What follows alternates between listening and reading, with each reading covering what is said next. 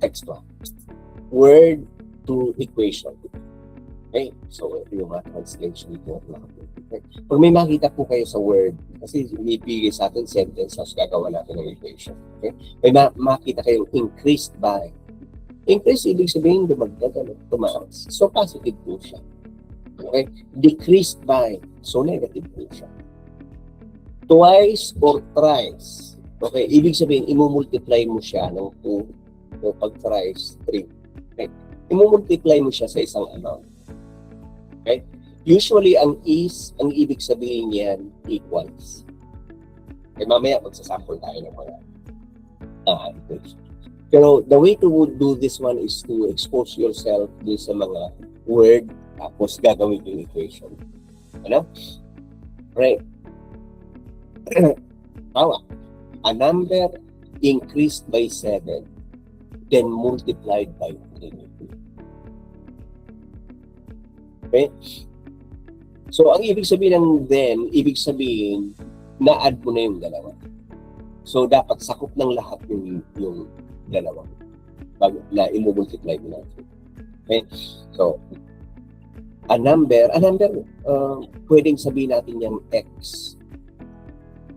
Pwedeng x, pwedeng n, okay? Nili-represent lang natin. Pwedeng ang a, pwedeng q, whatever. No? Increased by 7.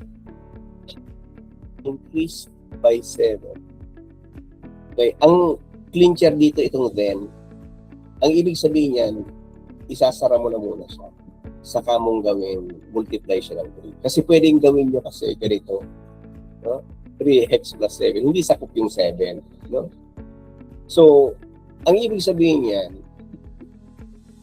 let's say x10, 3 po siya. Or let's say 10 siya. Okay. 10 plus 7. No? Dapat i-add mo na muna yung dalawa natin, 17.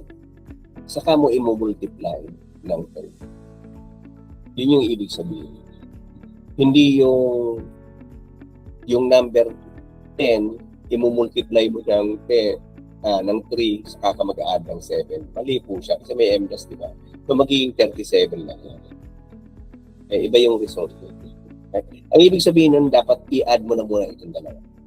Close. Lahat itong amount na ito, i-multiply mo. So, ito, para mag-gets mo siya, ilagay mo siya sa parentheses. Okay. So, ganito po yung equation niya. Okay. And to reduce that, it will be 3x. Okay. I-multiply mo siya doon. Kasi ito i-multiply mo siya doon, plus 21. Ganun po ang itsura. Okay? So, ibang-iba siya dun sa una. Okay? Ang clincher lang dito, yung then. Para sa akin yung then. Okay? Ibig sabihin, pag na-add mo na, saka mo yung lahat ng yun i-multiply mo.